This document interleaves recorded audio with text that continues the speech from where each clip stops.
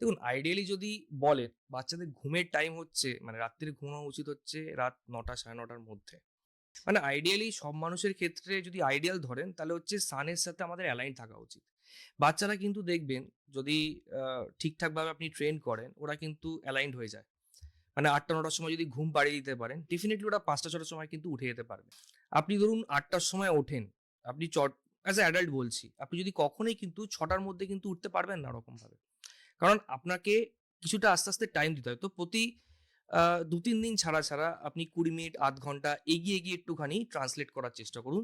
তাতে দেখবেন যে আস্তে, আস্তে ওর ঘুমটা সকালের দিকে ভেঙে যাবে। আরেকটা জিনিস হচ্ছে যে রাত্রে তাড়াতাড়ি ঘুম পাড়ানোর অভ্যেস করুন। ঘুমের ১-২ ঘন্টা আগে মোবাইল স্ক্রিন থেকে বাচ্চাকে বিরত রাখবেন।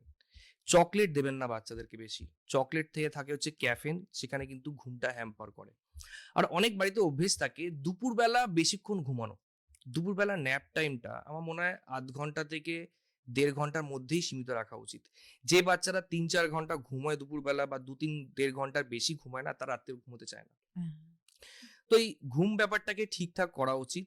আর কোন বয়সে কতটা ঘুমানো উচিত মিনিমাম এর একটা বিশাল বড় চার্ট আছে। আমি সংক্ষেপে মিনিমামটা বলে দিচ্ছি। যদি বাচ্চা ৩ মাসের নিচে হয় তাহলে মোটামুটি মিনিমাম ১১ ঘন্টা ঘুমানো উচিত। আর ৪ মাস থেকে ১ বছর পর্যন্ত মিনিমাম ১০ ঘন্টা ঘুমানো উচিত। ১ থেকে ৩ বছর হচ্ছে মিনিমাম ৮ থেকে ৯ ঘন্টা মোটামুটি ঘুমানো উচিত। আর ৩ বছর থেকে ৬ বছর মোটামুটি ৮ ঘন্টা। আর ৬ বছর উপরে আমাদের অ্যাডাল্ট ৭ ঘন্টা মতন ঘুমের দরকার আছে।